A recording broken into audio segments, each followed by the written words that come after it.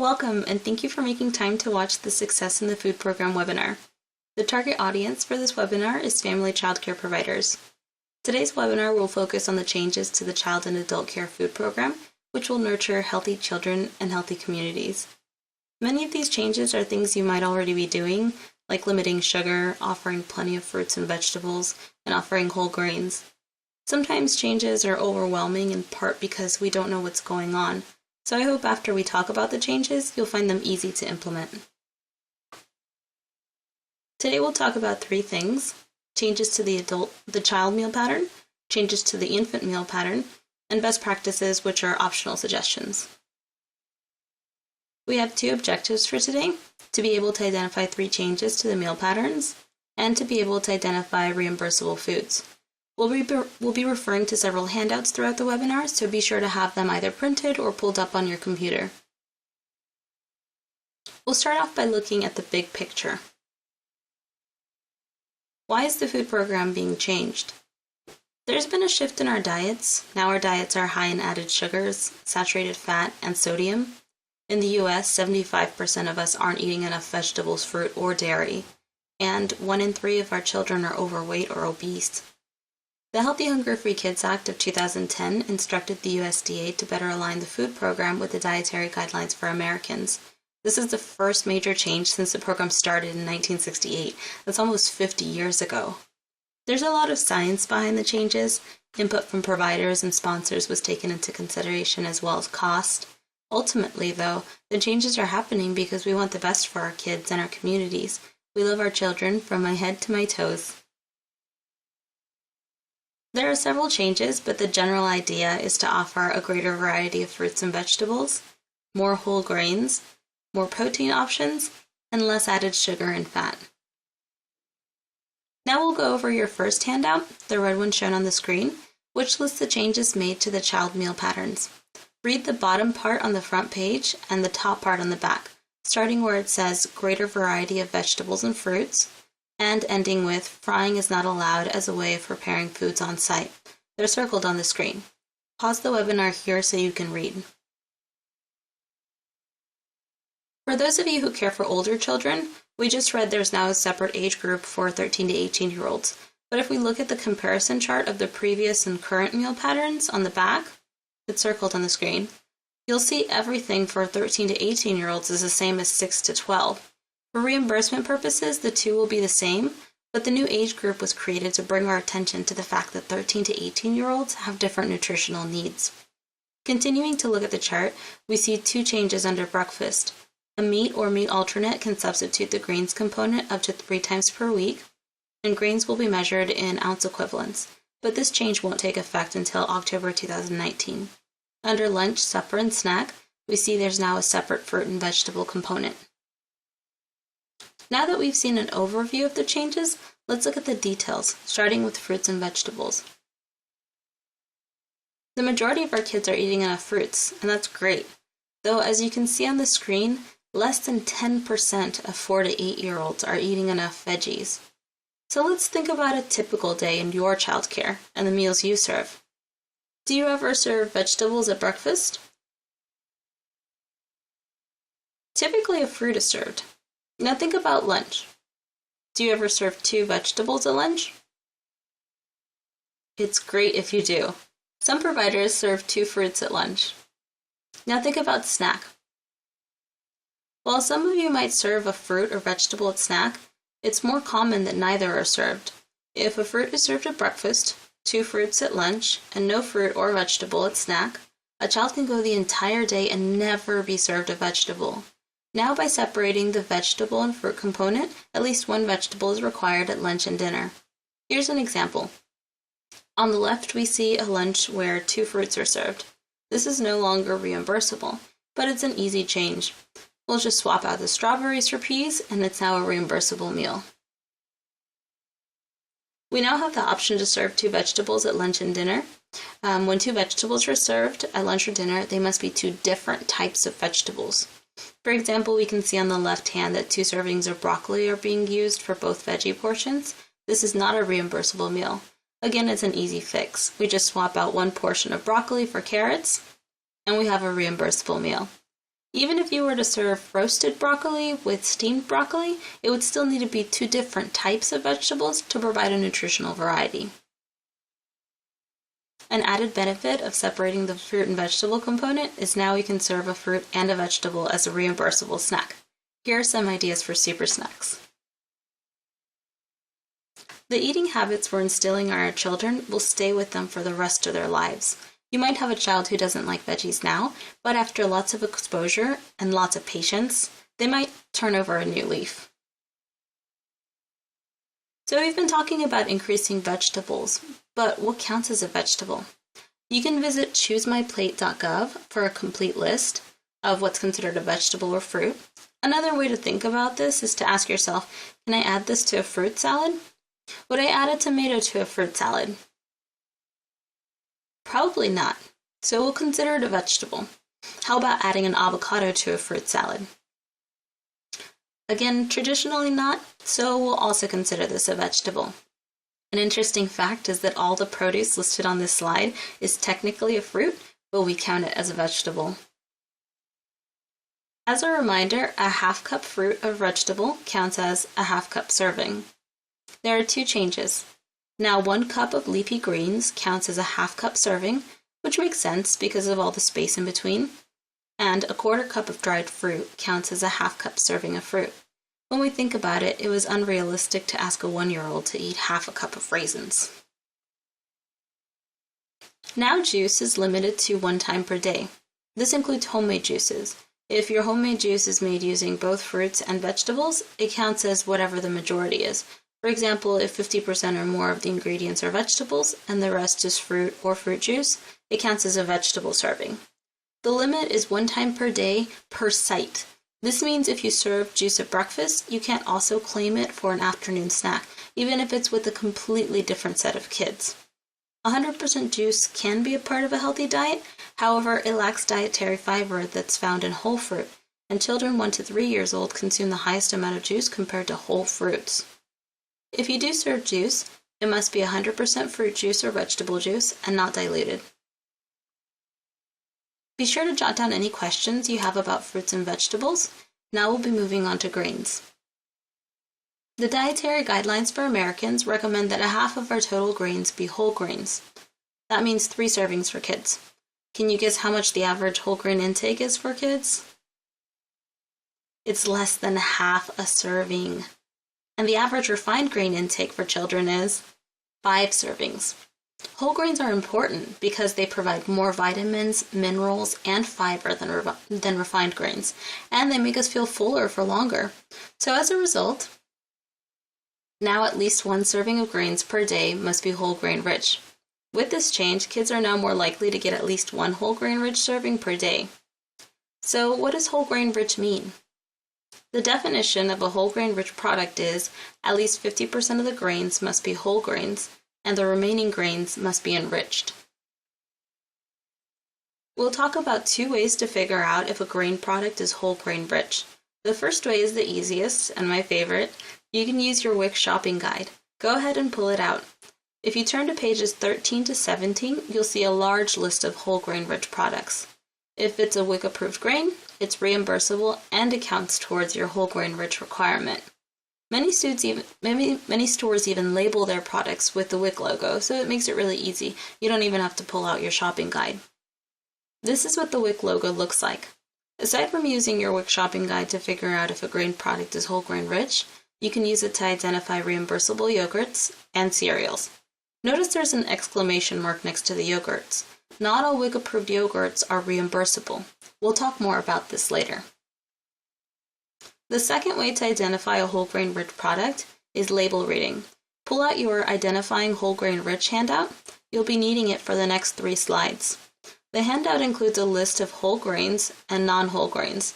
The list is found in the circled area you see on the screen. Here's a summary of what your handout says.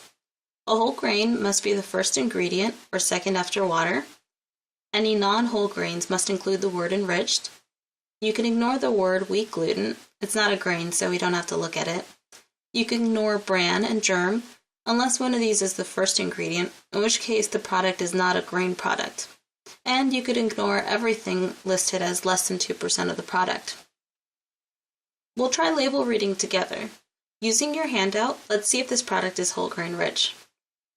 First, we'll find the ingredients list.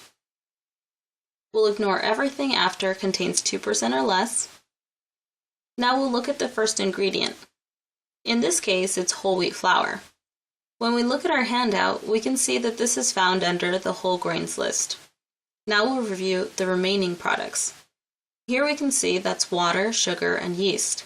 None of these is a grain, so we can determine that this product is whole grain rich. Now you can try one on your own. Remember to refer back to your handout. Pause the video here to practice. Is this a whole grain rich product? Yes, it is. The first ingredient is a whole grain, and the rest of the ingredients are not grains, so that means it's 100% whole grain. Let's practice with one more box of crackers. Pause the video here to practice once more using Ritz crackers baked with whole wheat. Is this a whole grain rich product? No. We can see the first ingredient is unbleached enriched flour. Since this is not a whole grain, this is not a whole grain rich product. You can still serve these crackers and they're still reimbursable in the food program, they just won't count toward the requirement of at least one whole grain rich product per day. We talked about whole grain rich, now we'll be talking about grain-based desserts. What is a grain-based dessert? Some examples are cupcakes, cookies, donuts, and cereal bars. What are all these high in? Sugar. Research has found that high amounts of sugar affect our brain like drugs and can make us sugar addicts who experience tolerance and withdrawal. Sugar stimulates the reward center in our brain. When we eat lots of sugar all at once, and we do it often, our brain becomes desensitized to the sugar, the tolerance, and we need more sugar to have the same effect. Added sugar consumption is extremely high in children. The National Academy of Medicine and the Dietary Guidelines for Americans identified grain-based desserts as a source of added sugars and saturated fats. So, grain-based desserts are no longer reimbursable for any meals or snacks. Of course, it's unrealistic to completely avoid these foods, and it's also important to teach children about balance. So, can they still be served? Yes, as an extra only. If a provider chooses to serve any of these items for special occasions, they will be considered an extra that is not reimbursable. The next handout you have is a list of grain-based desserts that are no longer reimbursable. Notice that the graham and animal crackers are crossed out on your handouts. Originally, these were no longer going to be reimbursed, but it was found to be too difficult for rural childcare providers who don't have easy access to grocery stores, and they need shelf-stable items. But if you're able to eliminate them from your menu, that's great. On the back side is a list of healthier reimbursable options that you can substitute if you're serving some of those others. Jot down any questions you may have about whole grains or grain-based desserts before we move on to protein. Now a meat or a meat alternate can be served in place of a grain at breakfast up to 3 times per week. This is something that is allowed but not required. For example, if a child is eating half a serving of grains at breakfast, you can swap it out for half an ounce of a meat or meat alternate. In the example on the screen, half a slice of bread can be switched out for a 1/4 cup of yogurt. Some of you may have already been serving yogurt or eggs for breakfast as an extra. Now you can claim them for the food program and not serve a grain at the same time. Tofu and soy yogurts are now reimbursable meat alternates. Reimbursable tofu needs to be firm or extra firm and identifiable.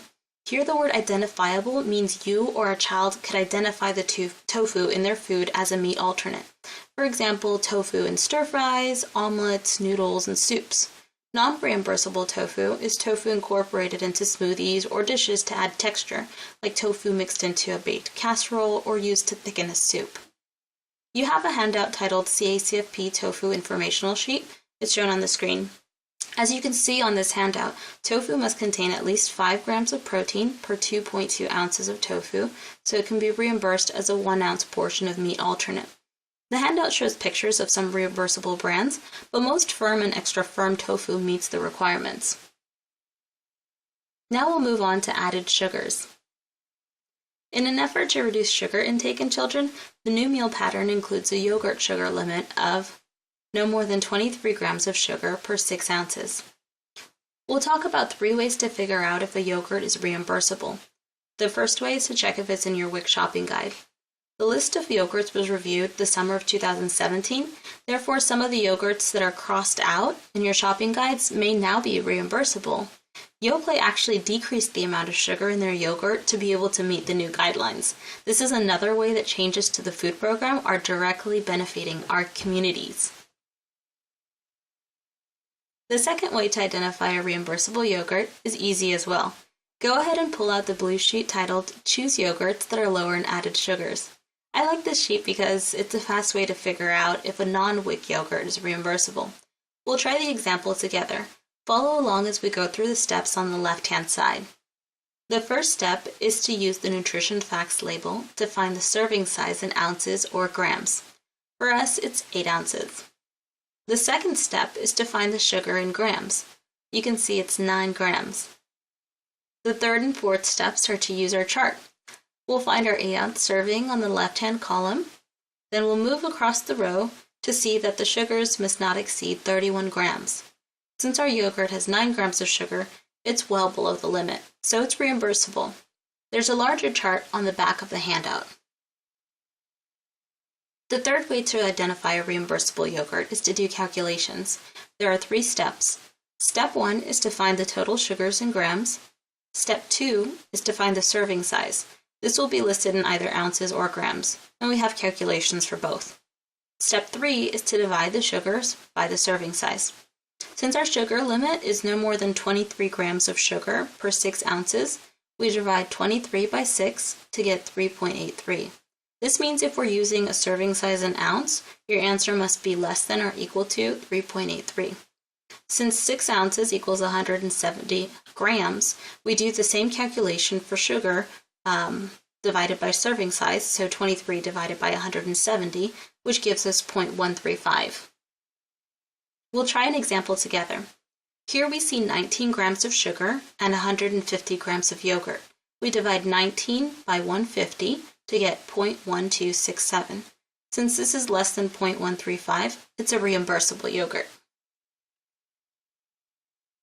Now you can practice either using the calculations on the previous screen or your blue yogurt handout to see if this yogurt meets the sugar limits. Pause the video here to practice.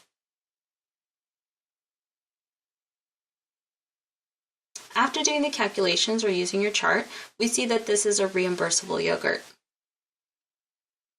The breakfast cereal sugar limit is no more than 6 grams of sugar per dry ounce of cereal. This includes ready-to-eat cereals and hot cereals, instant and regular, like oatmeal for example. We will talk about 3 ways to figure out if a cereal is reimbursable. The first way again is to check your WIC shopping guide. All WIC cereals meet the new sugar limits. The second way to identify a reimbursable cereal, similar to the yogurt, is also a chart. Go ahead and pull out the goldenrod sheet that says Choose Breakfast Cereals that are lower in added sugars. It's shown on the screen. We'll do the example together. The first step is to find the serving size in grams. It's 30 grams. The second step is to find the sugars in grams. Here it's 5 grams. Then we'll find the range our serving size fits into on the left column. Ours is between 26 and 30 grams. When we move across the row, we see that our cereal can't exceed 6 grams of sugar. Since our cereal has 5, it's reimbursable. Again, there's a larger chart on the back of the handout. The third way to determine if a cereal is reimbursable is to do calculations. First, we find the sugar and serving size, which will both be in grams, so this one's a little easier. Then we'll divide the sugar by the serving size. And if the answer is equal to or less than 0.21, the cereal is reimbursable. Now we'll practice using Cheerios. You can use your WIC shopping guide, the goldenrod chart, or the calculations on the previous screen. Pause the video here. You could have used any of the 3 methods to get the same answer that yes, this is a reimbursable cereal. Now pause the video once more to practice using Honey Nut Cheerios. Since this cereal wasn't in your Wix shopping guide, you would have to use either the chart or calculations to find that this is not a reimbursable cereal. Now that we've reviewed cereal, let's move on to milk. Figuring out which milk is reimbursable for each age can be confusing. Pull out the green sheet titled Serving Milk in the CACFP. I like it because it lists what milks are reimbursable for each age group. In a moment, pause the video to read the top portion on the front. It's circled on the screen. After you read the front, including the italicized words, flip the page to the back and answer the first 2 questions. Then you can check your answers using the answer key at the bottom. Go ahead and pause the video here.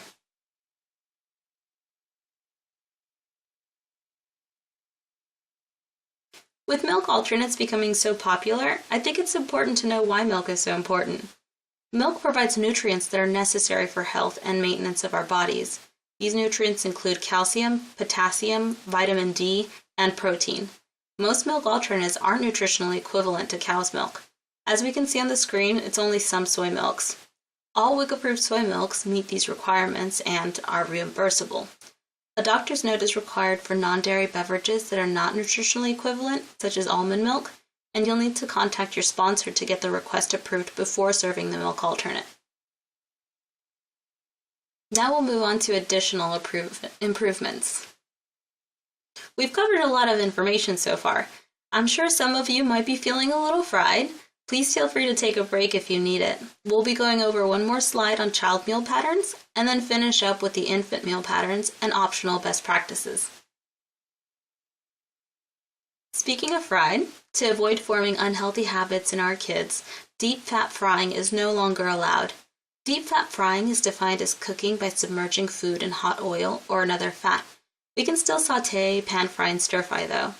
Items that are purchased pre-fried, like chicken nuggets and breaded fish, that are reheated by oven, microwave, etc., are still reimbursable as long as they weren't deep fat fried again in your home. Water must be available and offered to children throughout the day. Available means that cups are next to the sink and water pitchers are out. Offered means we ask children if they'd like water. Or for younger children, we provide visual cues to encourage drinking water, such as pretending to drink from an invisible cup. And lastly, food cannot be used as a reward or a punishment. That concludes the changes to the child meal pattern. Now we'll be going over the infant meal pattern. There are 3 changes to the infant meal patterns. They're listed on your blue handout titled Infant Meals. It's shown on the screen, and we'll be referring to this later. The first of the 3 parts of the infant updates are to encourage and support breastfeeding. Due to the extensive benefits of breastfeeding and the American Academy of Pediatrics recommendation for breast milk as the optimal source of nutrition for the first year, providers will now be reimbursed for meals when a mother breastfeeds her baby at your site from birth through any age. This means if a mom comes to your home to breastfeed her baby, you can claim that as a reimbursable meal for the food program. If the mom would rather nurse her baby in her car outside your home, that's still considered on-site and you can still claim it. But if the mom takes her baby to her home and nurses there and then comes back, that's considered off-site and it's not reimbursable. Many of you might know that every drop of breast milk counts, so if a mom can provide even a tiny part of her baby's milk, please encourage her to do so. Just remember that you'll need to supplement so the baby gets a full serving. The last breastfeeding change is that now only breast milk or formula will be served to babies 0 to 5 months. The second of the 3 changes to the infant meals is to offer developmentally appropriate meals. The new infant meal pattern goes from 3 age groups to 2. You can see the previous meal patterns on the left-hand side of the screen and the new on the right. The new age groups are 0 to 5 months and 6 to 11 months. The age groups were changed because the American Academy of Pediatrics recommends to exclusively breastfeed babies for the first 6 months and to start solids around 6 months of age. This will delay the introduction of solid foods, which most babies aren't actually ready to eat solid foods until about 6 months, and introducing solid foods too soon can increase a child's risk for obesity. Solid foods should be started when a baby is developmentally ready, as determined by a pediatrician. Some indicators that a baby might be ready is if he or she can sit in a high chair with good head control, can move food from a spoon to their throat, and has doubled his or her birth weight. For more information on how to nurture healthy eaters and to support breastfeeding, visit www.healthykidshealthyfuture.org. The third change for infants is to offer more nutritious meals. Once a child is developmentally ready, a vegetable or fruit is required at snack. Juice is no longer reimbursable for infants. This supports research that recommends that no juice before age 1 due to the lower nutritional content. Ready-to-eat cereals were already reimbursable at mealtimes. Now they're reimbursable as snacks too. Though not all cereals may be appropriate for an infant, so it's important to offer the right texture and consistency. The same sugar limits of no more than 6 grams of sugar per ounce applies. The meat alternate component for infants now allows cheese, cottage cheese, yogurt with the same sugar limits as children, and whole eggs. These are all good protein sources. Because eating patterns are developed at a young age, and cheese food and cheese spreads are typically higher in sodium, they're no longer reimbursable. The 3 required components at all meals, breakfast, lunch, and dinner, are breast milk or iron-fortified infant formula, iron-fortified infant cereal and/or meat alternate, and a vegetable or fruit. The 3 required components at snack are breast milk or formula, a veggie or fruit, and a grain. On the back of the blue page, shown on the screen, within the 6 to 11 month age category, serving sizes range from 0 to 4 tablespoons. This is because no 2 babies are alike, and even at 6 months, not all children are going to be ready to start solid foods. The 0 does not mean optional, though. Once a baby's ready, that component is required. The final change to the infant meal pattern is that before a parent could provide more than one component for their baby. Now a parent may only provide one component to the meal pattern. If a parent provides breast milk or formula, this counts as that one component. Our last topic is best practices. These are things that are optional. Best practices are listed on your green handout that you can refer to later. For infants, optional best practices are to support breastfeeding by encouraging moms to supply breast milk and to offer them a quiet, private area to nurse. Again, you can go to healthykidshealthyfuture.org for tips on how to do this. Optional best practices for vegetables and fruits are to serve a fruit or veggie for snack daily, serve a variety of fruits and vegetables, and provide a serving a week of dark greens, red, orange, starchy, and other veggies along with legumes. Please pull out your vegetable best practices sheet, the one you see on the screen. Read the instructions on the top to help you implement the best practices. Pause the video here so you can do the activity. Best practices for grains are to serve whole grains twice per day. Best practices for meat alternates is to serve only lean meats, nuts, and legumes, limit processed meats to 1 time a week, and serve only natural, low-fat, or reduced-fat cheeses. Best practices for milk are to serve unflavored milk to everyone. Some more best practices are to purchase seasonal and local produce, limit serving purchased pre-fried foods to no more than 1 serving a week, and to avoid serving non-reimbursable foods that are sources of added sugars, like jelly, syrup, or sugar-sweetened beverages. I think it's important that we come back to the why behind the changes. Ultimately, the changes all come down to wanting to do the best we can for our children and to give them the best possible start in life. So as you reflect on the changes that we talked about today, I want you to think about what the goal of these changes is. Why do you personally feel that they're important? Many of you are already replacing grain-based desserts with healthier options, limiting juice, and offering whole grains. The changes to the food program will make it so that children all over the country can get the same health benefits. You can also share the information we talked about today with families as well. You've built relationships with them, and you've earned their respect. Talking with family members can make a positive change in your child's health. Our children will be the ones that benefit from the changes the most, and in so many different ways. It's all thanks to you, so thank you so much for everything that you do. Thank you again for taking time to watch the Success in the Food Program webinar. I hope you have an excellent day. Bienvenidos y gracias.